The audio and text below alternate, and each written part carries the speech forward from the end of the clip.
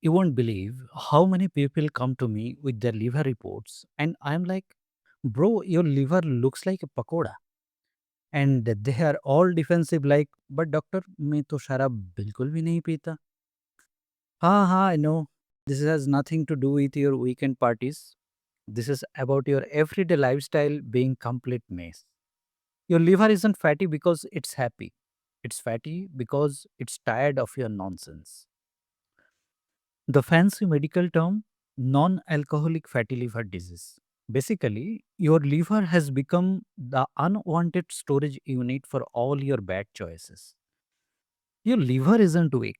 Your willpower around sweets is weak. Let me break down this greasy situation for you. Listen carefully. The biggest villain in this story is fructose and sugar.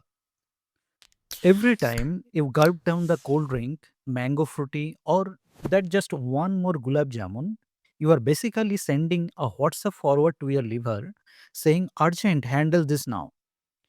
Here's the thing, your body can deal with glucose like a normal Monday, but fructose, that goes straight to your liver's VIP section and converts directly into fat. No question asked, no discussion. It's like ordering a truck full of junk and dumping it straight into your liver's go down. Stop running a fat manufacturing unit inside your body. You are literally making your own ghee inside your liver.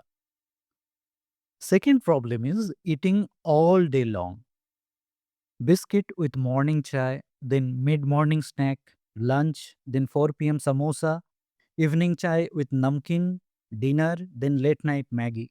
Why your liver is not a call center running 24/7. It needs a break too. When you keep eating every 2 hours, your insulin stays permanently high. And high insulin is like that annoying relative who keeps saying, Arey liver, store more fat, party chal raha hai. This causes low grade inflammation and fat just keep piling up like unclaimed luggage. Give your liver a coffee break. It doesn't need another samosa. It needs silence. The third culprit, your sedentary lifestyle. You have a body that built like a Ferrari, but you are keeping it parked like an old Maruti 800. When you don't exercise, your muscle become lazy and insulin resistant. They refuse to take in sugar. So what does all that sugar go? Straight to the liver. And the liver is like, fine, I guess I will just turn this into fat. Movement is the only toll tax for a clean liver. So either move your body or accept that you are a couch potato with a fatty organ. Just your choice. Fourth villain is gut imbalance. You know that tiny army of good bacteria living in your stomach? Yeah, they are pissed. Why? Because you keep feeding them processed junk and popping antibiotics like a hajmola. When your gut bacteria get upset, they release toxins that march straight to your liver and start a full-on dharna. This causes inflammation and makes everything worse. You are not just fighting fat, you are fighting an internal riot. Stop feeding the enemy. Feed your gut the good stuff. Fifth and final villain is the vegetable oils. But, doctor, it says heart healthy on the bottle. Huh? And the fairness cream says they make you fair in 7 days. Does this make any sense?